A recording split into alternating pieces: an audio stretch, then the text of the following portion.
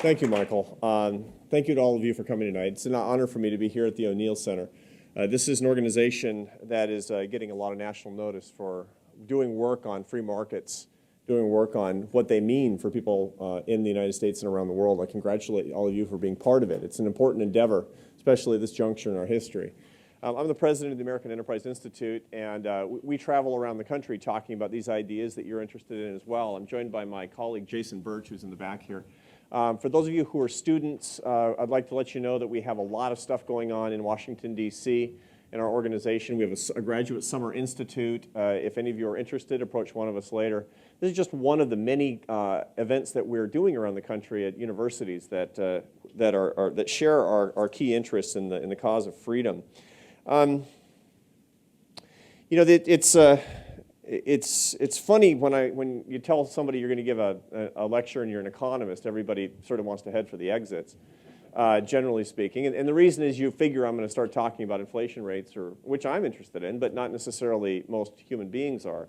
But I'm not going to talk about that. I'm going to talk to you tonight about morality, which is a weird thing for an economist to talk about. And I want to start by actually telling you what I think the problem is in our country. And it's a problem that's caused by economists like me. And I want to illustrate it by way of a little story. So there are these three friends, and they're best friends. They play golf every Saturday morning. One is a psychologist. One is a priest. And one, like me, is a hardcore free market economist. Okay? Well, so one Saturday morning, a beautiful day, they get out there, the sun is shining. And the first thing that happens is they get stuck behind the two slowest golfers they've ever found. They're stuck behind them. These guys, man, they're taking 5 minutes to select a club, and it takes them, they have to 4-putt every green. And they have a caddy, so it should be going faster, but it's going really slow, and it's very frustrating. 3 holes go by, nothing. So they start making remarks that are just loud enough to hear. They say, you know, the priest, he says, I pray I never get stuck behind a twosome this slow ever again. Nothing. 2 more holes go by and they say, this has got to end. And so they march up to the caddy and they say, you got to let us play through. You see how slow this is? Very rude. This is not right. And the caddy says, fine, you can play through, but do you know who these guys are? And they say, no. Well, you remember last year when the town orphanage burned down? Yeah. Remember the 2 firefighters who pulled all the orphans out of the blaze, but in the process they lost their sight? The 3 friends say, it's not. He says, yeah, it's the heroes, the firefighters. Golf was their hobby. It's kind of all they have left. And so it obviously takes a little bit more time, but maybe a little respect. Now, the 3 friends are mortified by what they've been making remarks. It's horrible. The psychologist, he says, you know, I think I've learned an important lesson here. I've dedicated my life to helping people, and now this. I'm going to learn from this and be a better psychologist. The priest says, that's true. I'm going to use this opportunity because today I have a contrite heart, and I thank the Lord for that. The free market economist, he thinks about it for a minute, and he says, you know, it would be more economically efficient if they played at night.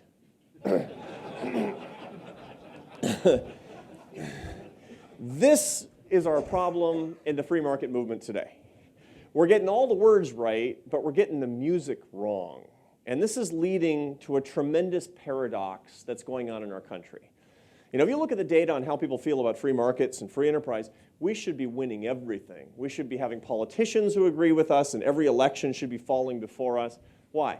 You ask people in poll after poll, do you believe the free enterprise system is the best system for America's economy, despite the recession? This was asked last year by the Pew Research Organization.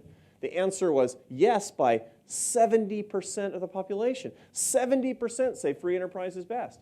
If you say, what's your opinion about government? 70% of Americans say it's too big and trying to do too much.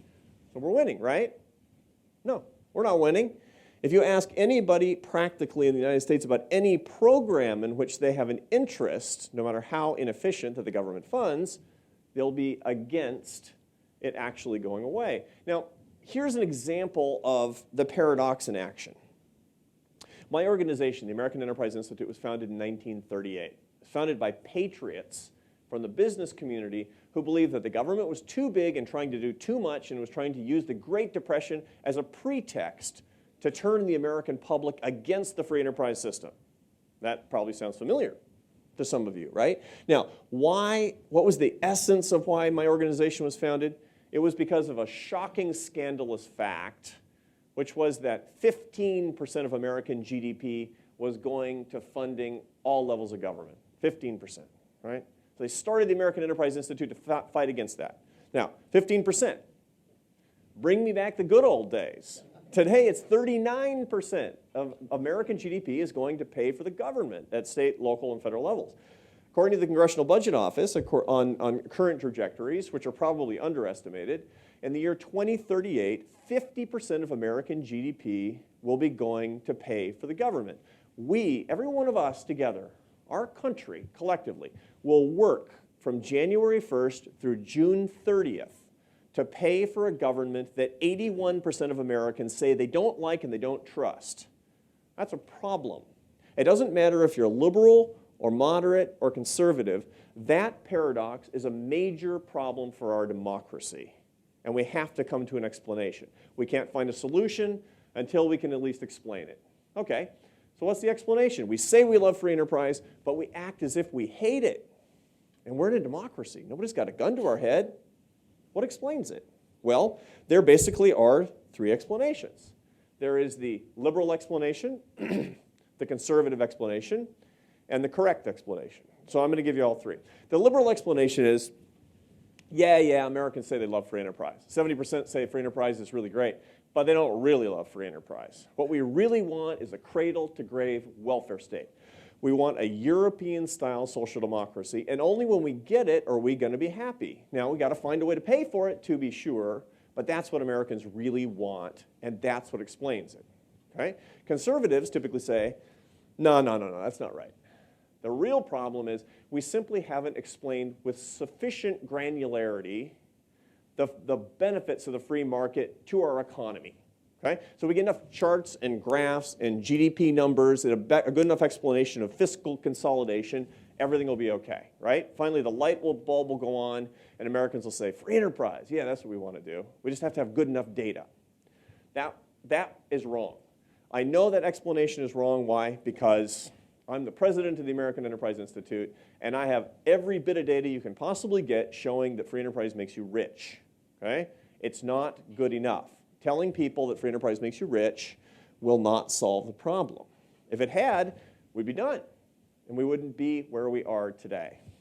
The real explanation is that we have failed to make the moral case about how free enterprise creates the strongest, greatest country in history, and that's the country that we want to live in because it gives us the best life.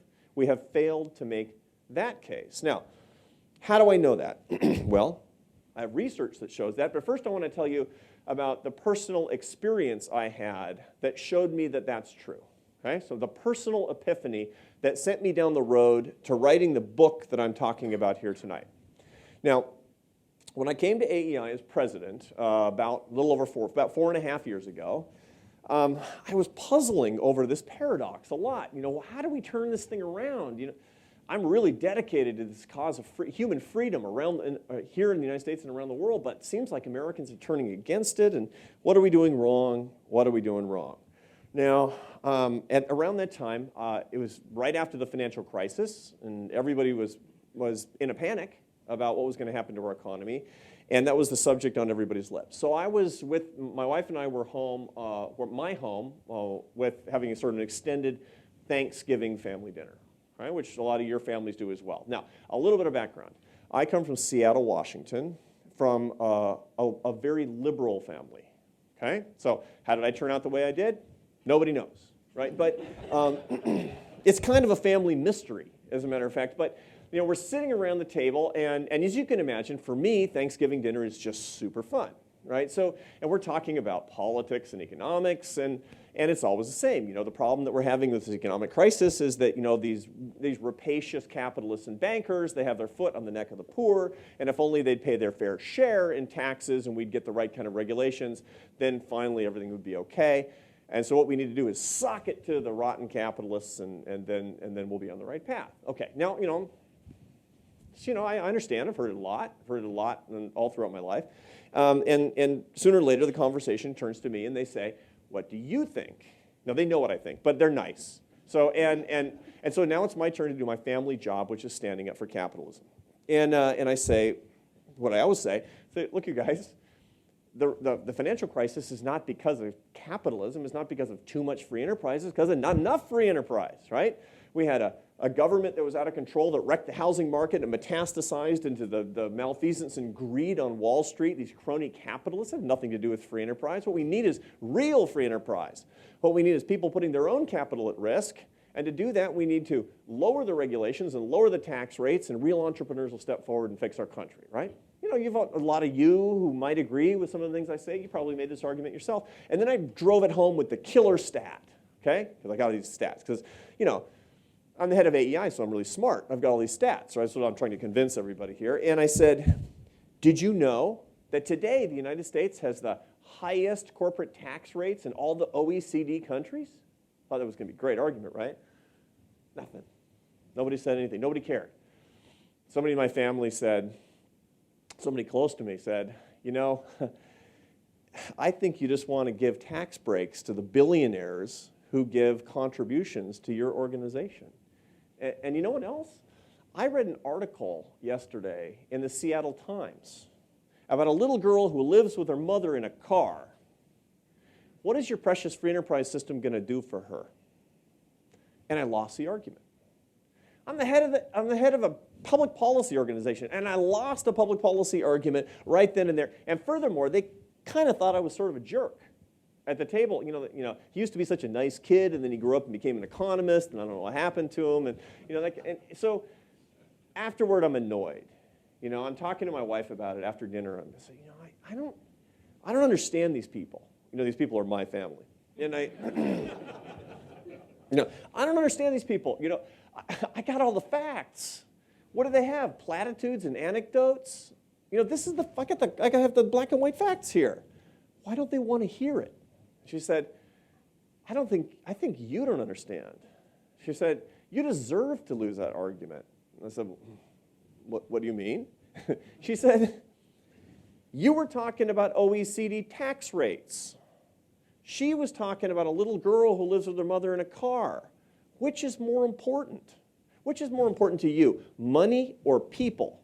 And I said, well, people, obviously. And she said, why don't you start talking about people? If free enterprise is so great, why don't you start talking about what it does for them in their lives? Instead of this sterile kind of work on money and tax rates and interest rates and inflation rates, it doesn't get you any place. Tell how it helps people's lives, and maybe people will start listening. That's our problem. We have not made the human moral case sufficiently again and again and again. So here's the question. What is that case? How do we make it? How do we talk about it quickly and efficiently? How do we say what's written on our hearts about the reason that we love a particular economic system? And it's not about the money. It's about something else. So to start with that, I want to take you into the world of some very interesting research from social psychologists who study moral arguments. Believe it or not, there's a whole branch of social psychology dedicated to moral judgments. Now, why is that? Because it turns out there's a certain part of our brains called the medial prefrontal cortex that specializes in making moral judgments. And what the research shows is that when you're presented with a moral conundrum, a big moral puzzle, something that really challenges you morally, that it will crowd out everything else in your world. You won't be able to make any executive decisions. You won't be able to make any material decisions. In other words, if you have a choice about thinking about material things and moral things, you're going to choose moral every time. So I have this colleague, this friend, who he says he can prove this. He says he can prove to anybody at any time that morality beats materialism for every human person at any given moment. Okay? His name is Jonathan Haidt. Many of you have heard this name because he had a big bestseller last year called The Righteous Mind, Why Good People Disagree About Politics and Religion. He's a social psychology professor at the Stern School of Business at NYU. And when he told me he could prove to me that he could present me with a moral dilemma and I wouldn't be able to process anything but that moral dilemma, I said, you're going to have to prove it. Because I don't have any human emotion. I have a PhD. And so, I'm like homo economicus. I'm totally rational, right? You're not going to be able, it's not going to work on me. It's not going to work. He said, you'll see. I said, okay, show me.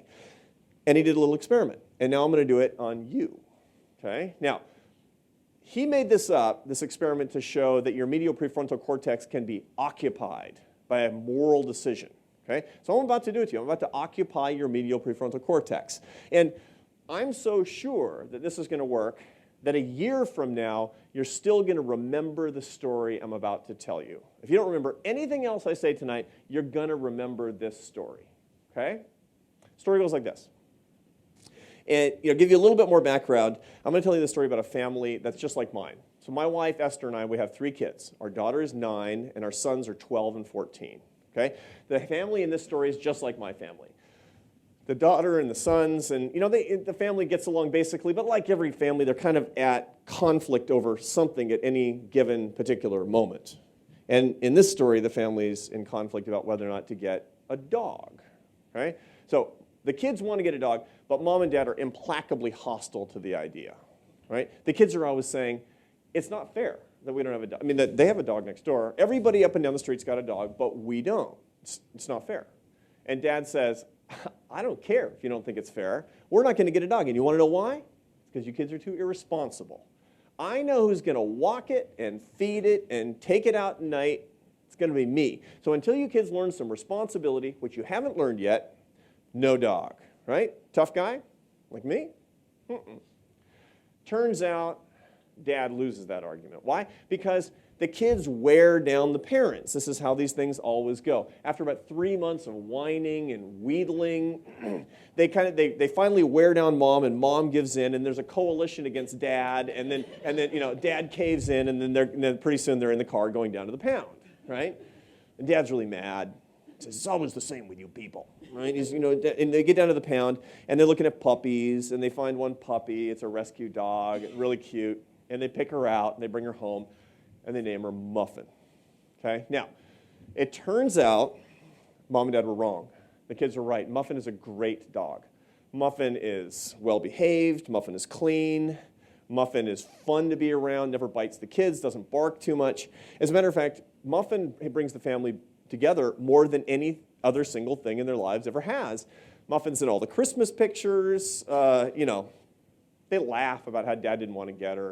A couple of years go by. They love the dog. And after 2 years, so by this point, the daughter, who was 9 originally, she's 11 now, and one August afternoon, it's a beautiful day, she accidentally leaves the front door open. Okay? Muffin sees a squirrel in the front yard and goes ripping out the front door, across the front yard, into the road, boom, killed instantaneously by a car in front of the whole family. Now, the kids are screaming. Mom is crying. Dad's getting all choked up. Dad turns out loved Muffin the most because when he got home from work every night, nobody else was happy to see him. But enough about me. They don't know what to do. I mean, the kids say, Dad, what do we do? Dad goes out into the street, and he picks up Muffin's lifeless body, and he brings her into the house, and together as a family, they decide that the right thing to do is to cook her and eat her. You weren't expecting that. I mean, I'm assuming you weren't expecting that. That's your medial prefrontal cortex that's telling you the ending to that story was wrong. There's something wrong with tonight's speaker. That's the wrong thing to do. And now I could ask you, so what's the big deal? What's the big deal? I could give you some kind of rational, materialistic explanations about why it's okay to go eat Muffin. I could say, well, Muffin's a high-quality protein source. Muffin belongs to them. Nobody was hurt. It's their property. It's a normal thing to do in certain cultures. I could go through all of the kind of explanations that one might make, and you'd still say, I don't have to listen to any of this. You don't eat your pets. And if you think it's okay, something's wrong with you, not me. You've made a moral decision You are occupied by that weird ending to the story, and no matter what material decision or material set of circumstances I give you, you're not going to accept it, right? That's the little girl living with her mother in the car, and my OECD tax rates were bumping up against that picture of that girl living in the car. Until we have a better explanation than that picture, that morally evocative picture that was occupying the medial prefrontal cortices of my family, we're going to lose this argument. We've been pitching materialistic arguments against their moral arguments for 3 generations, and we're losing as a result of it. Not because we don't have correct facts, not because their arguments are better, but because of the way our brains are wired. We need a moral case. So what is it? Now, in search of the moral case, I propose that we look at the words of our founders. Now, that sounds really weird, right? Were they moralists? The answer is, oh yeah. They were the original moralists. Remember the second paragraph of the Declaration of Independence. Those of you who are from the United States, and those of you who are immigrants, some of you know this by heart, that we were, that our Creator endowed us with certain unalienable rights, we learn. Among them, life, liberty, and the pursuit of happiness. That's a moral covenant from the founders to Americans. They didn't say, Thomas Jefferson didn't write life, liberty, and the pursuit of great wealth and riches. He could have. There would be nothing wrong with that, but he didn't. As a matter of fact, the wording was changed from the original version, which was in the Virginia Declaration of Rights, which talked about the unalienable rights of life, liberty, and the possession of property. It was changed to the pursuit of happiness. Historians have gone back and forth about what this is all about. Certainly, it's because, at least in part, it's morally evocative to ask people to pursue their happiness as opposed to fighting, maybe dying, for an experiment in liberty, for nothing more than the possession of property. You need a more radical claim. You need people to be morally activated to get people to do something really important, like the American founders were asking the Americans to do and asking us still to do today. So they risked their lives. Some of them died for the pursuit of happiness, for something that was a moral promise. It's a big deal. If we want to make the moral case for freedom today, we better figure out what the pursuit of happiness actually means. Okay? And that's kind of a puzzle. Pursuit of happiness. Sounds good. You've heard it your whole life. Probably most of you have never thought to yourself, what exactly does that mean? Well, I did. I taught at Syracuse for a long time. For 10 years, I was a university professor. And for those of you who aren't university professors, here's the deal. When you have tenure, you can write about anything you want because there's no adult supervision. So I decided I was going to write about the pursuit of happiness. I was going to figure out what it means in our lives today. I wrote a whole book on the subject of economics and the pursuit of happiness. Okay? So for 2 years, I gathered data on the subject of human happiness. And I wanted to know who's happy and who's not, and what's the difference between them? What's the difference between their lives? And I figured out all kinds of stuff from these data. Who's happier, men or women? Who's happier, religious people or non-religious people? Who's happier, old people or young people? I know all that stuff. But let me tell you the most interesting single statistic that I learned when I was writing a book on the subject of happiness. Okay? This is the most interesting fact, as far as I'm concerned. And it is about unhappiness. Specifically, I know the average unhappiest age in a man's life. Okay? Now, it's been like this for years, and you can see it distinctly in the data. There's an average unhappiest age in men's lives. Now, why do I say men? Because women don't have it. Turns out that women are happier than men all throughout their lives, and they don't have all the dips over the years that men have. So you think of men as being really stable? Women are more stable than men, and they're happier than men. Sorry. Okay, so what's the average unhappiest age in a man's life? What do you think it is? You want to venture a guess? You're in the ballpark. I heard 40 and 50, so let's just take the average. 45, right? It's 45 is the average unhappiest age in a man's life. And I've seen it in a lot of literature, and I actually gotten the data and run the data myself, and I trust the results. True, 45. Now, not everybody. There's something driving this. 45. So how many of you guys in here are under 45? Under 45? You're on your way down. So Just so you know. So, so what's the deal? What's the deal? Age 45. Here's what's going on in the data behind this that really explains it. Well, actually, first I should say when I saw this and I was, cracking my head about this, what's the deal? I went to a psychologist friend and I said, why do I keep finding this? He says, oh, we have a whole literature on this. It's about family structure. It's about what's going on in families. And he gave me a whole bunch of kind of jargon and mumbo jumbo, but it basically boils down to that's when your wife figures out definitively that you're boring, right? Or that's when you have a teenager at home, like that sort of stuff, right? I got the data and I looked at it myself. That's not the real explanation. As an economist, I have the real explanation. It looks something like this. This is driven by about half of guys, okay? Half of guys are the reason we see this thing in the data, and basically it looks like this. When you're in your 20s and your 30s, and you're a man, generally speaking, your life is pretty simple to find happiness. The answer is look at your career, work hard, hit the gas, go as fast as you can, right? It's that simple. It's like you're on a superhighway, right? And the signs over there is like dollar signs. Just keep going this way, right? But about age 45, half of guys, they say, I think I missed my exit, right? I think that there was a little road, unmarked exit back there, a little road that I wanted to take, and now it's too late. Now I've got the mortgage and the private school tuition, and I don't have what I want, but I don't know what I want. This happens a lot. This is the fabled midlife crisis. Economists have the explanation. It's got nothing to do with hormones and family structure. It has to do with that superhighway exit problem for about half of guys. Turns out half of guys don't have this problem. Half of guys figure it out earlier, and they find the exit. I was one of those guys. So Michael told you that I used to be a musician. It's true. When I was 19, I dropped out of college. Bailed on college. Well, it was kind of a mutual decision between me and the college. So, and I went on the road as a musician. It was great. And I traveled all over the place. I ended up in the Barcelona Symphony. I was playing French horn in the Barcelona Symphony. And I got to my late 20s. It was my parents called it my gap decade, right? And I got to my late 20s, and I decided I wasn't happy. So I called my parents, and I thought about it for a long time. And I called my parents, and I was talking to my dad. My dad was a college professor too, and he said, and I said, Dad, I've made a big decision. I've decided I'm going to leave classical music. I'm going to go back to school. I'm going to get a bachelor's degree.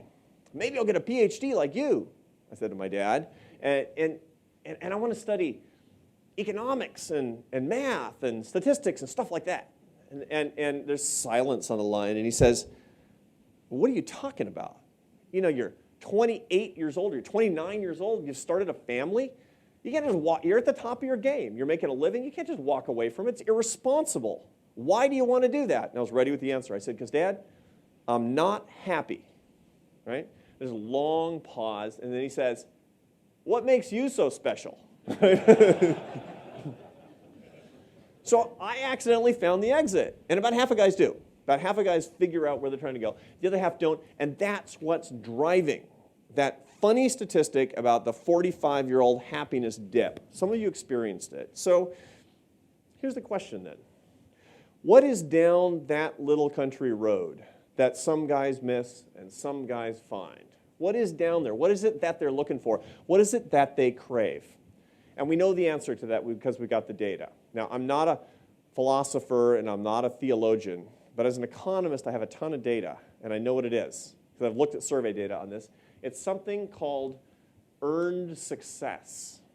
It's the belief that you've created value in your life, whether it's denominated in dollars or not. If you believe you're creating value with your life and in the lives of other people through service, you will have earned your success, and that is the elixir of happiness. People who feel that they have found that are the happiest people. I have data from the University of Chicago, the General Social Survey, which is the authoritative social database on these types of questions. It's been collected since 1972. And with these data, you find if you take two people who are exactly the same age, race, religion, sex, same region of origin, even the same level of education, and they both believe that they have earned their success, but one earns 8 times as much money as the second, they will be equally happy about the quality of their lives. Money does not buy happiness. Earned success does. This is a big deal. Never search for money per se. Look for your earned success. I worked with social entrepreneurs for years. I taught social entrepreneurship at the Whitman School of Management at Syracuse, okay? This was, in the business school, this is what I taught. I taught do-gooder entrepreneurship, man. And I was working with these social entrepreneurs who were living on tap water and ramen noodles. These guys were poor, and they were happy because they were earning their success. You must find what's in your heart about the service that you want to create, the value you want to create with your life. And then when you instantiate that, you'll be a happy person. That's our quest. That's the code. It's cracked, basically. Okay, well, how do we get earned success? How do we give that to more people? Because this is what we want. And it's what we want our kids to have, and so it's what I want you to have, and that's what you want me to have. That leads to a better world for all of us. And the answer is, you got to have a system. You got to have a system where people can match their skills with their passions. You got to have a system where people can be rewarded for their hard work and merit. You got to have a system where people can keep the rewards of working hard, no matter what the denomination is, money or not. And that system exists, and it has a name. It's called the free enterprise system, and there's no other system that brings it. And that's the reason, the number one reason, the first reason, that I'm completely convinced that the free enterprise system is not an economic alternative. That doesn't matter at all. It's a moral imperative to give us the quality of life that we, as dignified individuals, deserve to have, and we must demand and fight for others as well. Now, here's the scary part. I mean, earned success is great, right? It's got an opposite, which is called learned helplessness. I didn't make that one up. Learned helplessness comes from Martin Seligman, who's a celebrated social psychologist at the University of Pennsylvania. He's one of the greatest writers about the subject of human happiness. And he has observed over the course of his career something very interesting, where when you take the rewards away from human subjects that they've earned, people earn something and you take it away, or you give something to people that they did not earn, he calls it learned helplessness. They give up, they become passive, they become depressed, they blame their predicament on others. Typically, this is what you find. It's the opposite of earned success. The quest for happiness is one in which we avoid learned helplessness, we earn our success, and we need a system that does that. Now, here's the problem. This is a public policy problem. What can we do that's most likely to take away earned success? What can we do that'll most likely give us learned helplessness? And the answer is, get a great, big, bloated welfare state. That's the best way to give lots and lots of people learned helplessness and to take away their ability to earn their success. Now, I want to come back to that here for a second, but I want to lodge that in your imaginations just for a minute, okay?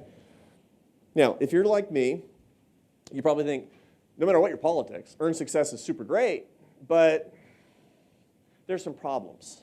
Problem number one, can everybody earn their success? Or is that really only open to people like you, privileged people with good educations and a good mind and good family backgrounds? Maybe it's really only open to upper income people. Maybe it's not really helping poor people. Maybe free enterprise actually hurts poor people because they can't earn their success. And if that's true, that's not fair. Now, why do I have to answer these questions about the poor and about fairness?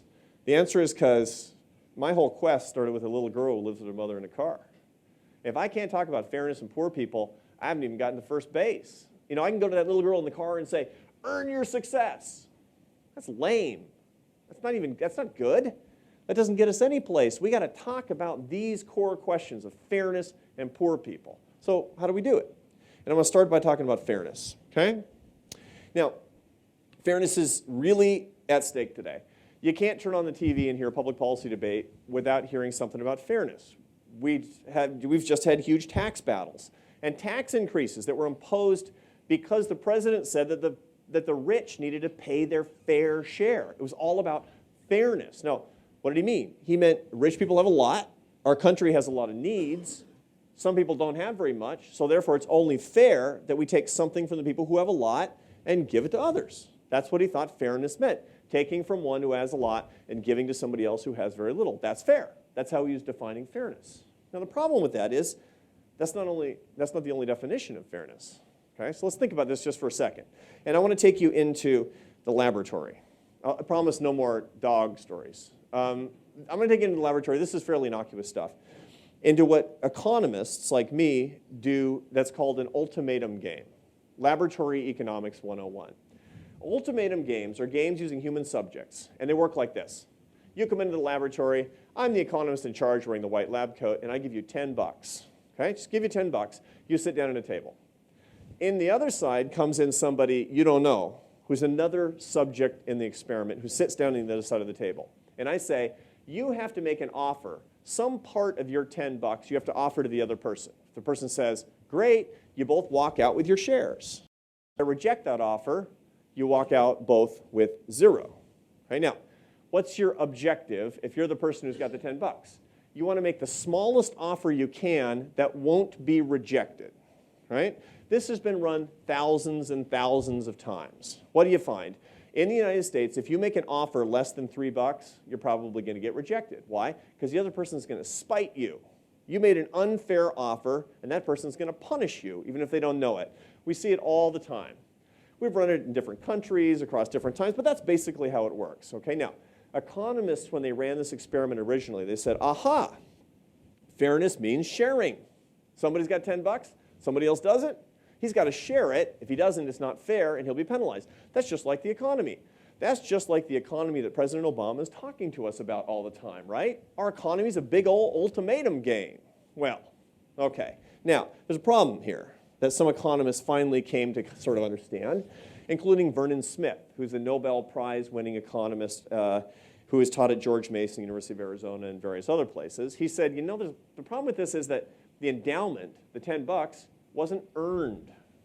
What happens if it's earned? Then what happens to the experiment? Okay, now, he did a bunch of experiments where it was earned, but a friend of mine did a really clever version. He said, I'm going to make the people in the experiment sing for their money. Okay, I'm going to sing for it. That's how they earn it. These were undergraduate guys, okay, undergraduate, and they had to sing in front of all of their peers. This is mortifying, right? He's going to make them sing, "The Bear Went Over the Mountain," the whole song, right? You sing it, here's your 10 bucks. You don't sing it, no money. Okay, they don't want to do it. The bear went over the mountain, the bear. They get all the way through the song, here's your 10 bucks. Okay, what happened to the experiment? The offers went to 0. The rejections went to 0. Why? Because nobody had a moral claim on the money anymore. Fairness meant not taking the money. When the money wasn't earned, when the endowment was given, fairness meant taking something that belonged to somebody else. When it was earned, fairness meant not taking what the other person had. And that's the other vision of our economy. The president views our economy as an endowment, as an ultimatum game where you don't earn your endowment. People who disagree with that believe we're in an ultimatum game where you did earn your endowment. That's the argument that we're having. It's not about fairness. It's about whether or not we earned it. So when the president says, you didn't build that, he says, we're in an ultimatum game with unearned endowments, to an economist. Now, you got to decide. Reasonable people disagree. Do people in America earn what they have, or don't they earn what they have? Or do they earn some of what they have? Or is it some sort of a mix? You got to decide that. Americans have to decide that. And different people come to different conclusions. But if you believe that in the main people do earn their endowments, then real fairness means not taking what people earn. You might need to for taxes and to run a government, but that doesn't make it fair. Okay, what is the system that is most fair under those circumstances? The answer is, once again, the free enterprise system. It's the system that rewards hard work and merit and really good, honest behavior and personal responsibility and productivity, and it penalizes free riding and greed if it works well, because when it doesn't penalize greed, that means it's not free enterprise. It means it's crony capitalism, which is no good at all. Okay, so fairness is kind of up in the air, but if you define it like 89% of Americans define it, which is the second version, this is where we earn our endowments, free enterprise brings us more fairness, not less. But what about the poor? You know, they kind of get the short end of the stick, don't they? Well, I want to give you one stat that I want you to consider here for a second. And I want you to consider the difference between the world in 1970 and the world today. Okay? The world when I was a little kid, versus the world today. And the difference between 1970 and today is that the world's worst poverty, which is to say living on $1 a day or less. Development economists use this as the standard definition of the world's worst starvation level poverty. The percentage of the world's population living on $1 a day or less since 1970 has declined by 80%. I bet you didn't know that. Most people don't know that. It doesn't show up in the papers. It's not news. It's actually huge news. This is the biggest anti-poverty achievement in human history. It has never, ever happened before. Billions of people have been lifted out of poverty since 1970. We got to have an explanation for this. What's doing this? It's a miracle. It's a miracle. What's doing this? Is it the United Nations? Is it U.S. foreign aid or the IMF or the World Bank or central planning or global socialism? Of course not. It's 5 things: globalization, free trade, property rights, the rule of law, cross-border entrepreneurship. In short, it's the spread of the American free enterprise system after 1970 that spread around the world and lifted billions of people out of poverty. Literally, because of the system that you are part of, because of you built that, to coin a phrase, because of your American free enterprise system, somebody in sub-Saharan Africa today is not burying her child. Somebody in China is getting an education for the first time in Chinese village history. Incredible thing. So, is that moral? Yeah.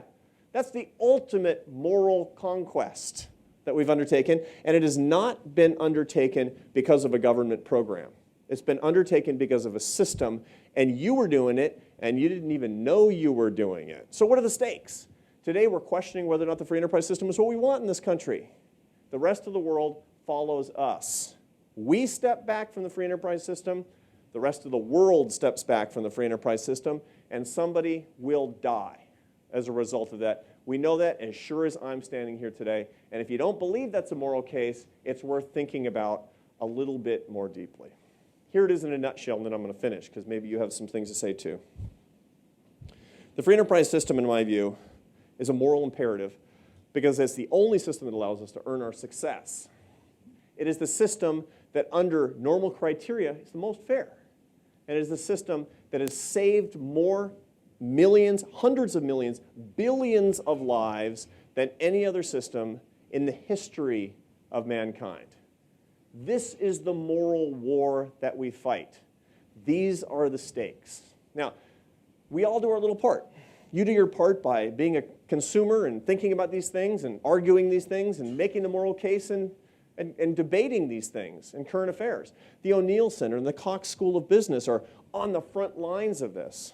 For everything that you're doing, for thinking about this, for making the case a little bit more effectively, for bringing us along, for helping shape the country, notwithstanding people's politics. On behalf of our country and our world, all I can say is God bless you, and thank you.